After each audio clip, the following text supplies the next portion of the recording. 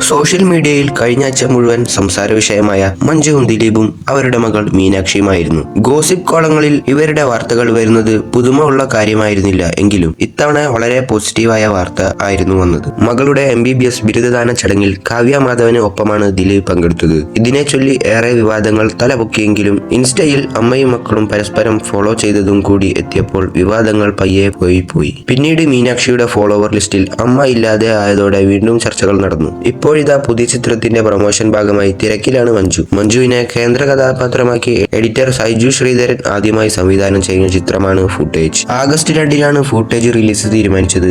അതിനു മുന്നോടിയായിട്ടാണ് മഞ്ജു അഭിമുഖങ്ങൾ നൽകുന്നത്. എന്നാൽ വയനാട് ദുരന്തത്തിന്റെ ഭാഗമായി പിന്നീട് തീയതി മാറ്റിവെച്ചു. കഴിഞ്ഞ ദിവസം കൊച്ചിയിൽ വെച്ച് മഞ്ജുവിന് കിട്ടിയ അവസരത്തെ കുറിച്ചാണ് ഇപ്പോൾ സോഷ്യൽ മീഡിയയിൽ സംസാരം. അത് മറ്റൊന്നുമല്ല, 16 മിടുക്കി കുട്ടികളുടെ വിജയത്തിന് ആണ് മഞ്ജു ഭാഗമായത്.